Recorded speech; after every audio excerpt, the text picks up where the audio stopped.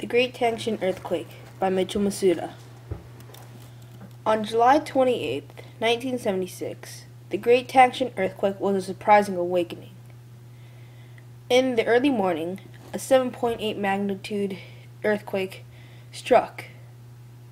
The epicenter of the earthquake was near Tangshan, in the province of Hebei, an industrial city with nearly 1 million civilians.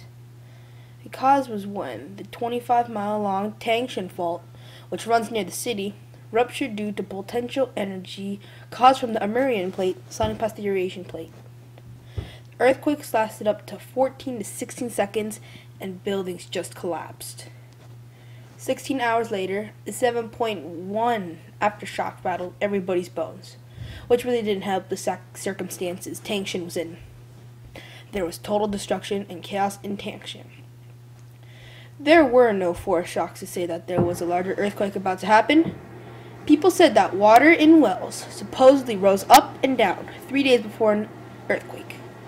Also, villagers said that the fish in ponds and lakes were acting strangely and jumping out of the water, as if they wanted to get out of the water. There was one city in Hebei that was prepared. That was the Qinglong County.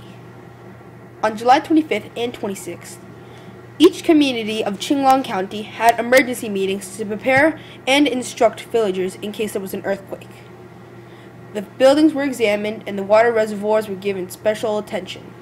There wasn't a single casualty when the earthquake happened. Many casualties and injuries occurred because most buildings weren't meant to withstand earthquakes, and it was on unstable alluvial soil, which is a loose soil and sort of like sand. Therefore, thousands of buildings were destroyed. Tangshan was very unprepared because the earthquake struck around 4 a.m. and everybody was still sleeping.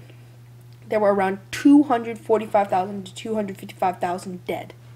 Another 164,000 people were severely injured.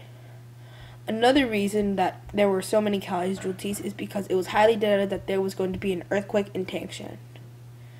The earthquake devastated the city over an area of roughly 4 miles to 5 miles. Many of the people who survived the initial earthquake were trapped under collapsed buildings. Tremors were felt as far away as Xi'an, approximately 470 miles away. 85% of the buildings in the city collapsed into ruins or became uninhabitable. The seismic waves spread far, with damage in cities, and a few buildings far away as Beijing, 140 kilometers from the epicenter, were damaged. The economic loss totaled 10 billion yuan, Chinese currency. After the earthquake, the Chinese government denied help from the foreign aid United Nations. Tangshan needed some help, so Shanghai sent 56 medical teams to help. The city was completely destroyed. After the aftershock, people began to rebuild the city immediately. Today, Tangshan is the home to about 3 million people and is known as the Brave City of China.